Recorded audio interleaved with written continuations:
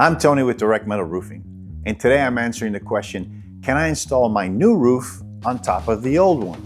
To answer that question very shortly, yes. Yes, you can. You see, in Florida, they allow you to do a roof over one time. That's where you have your new roofing application and it goes right over your existing roofing application. Now, even though it's allowed at Direct Metal Roofing, we don't recommend that. We always recommend you to tear off the old roofing application.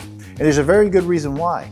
You see, that new roof, no matter what type of roof you're installing, goes right over your wood decking. So you want to make sure that that wood decking, number one, is re-nailed back to today's codes. And number two, you want to make sure that that wood decking isn't rotten anywhere. Because if it's rotten, then you're putting a new roof basically over a rotten decking. So it could compromise at any point. So that's why at Direct Metal Roofing, we always tear off your old roof and install your new roof after we've inspected your deck.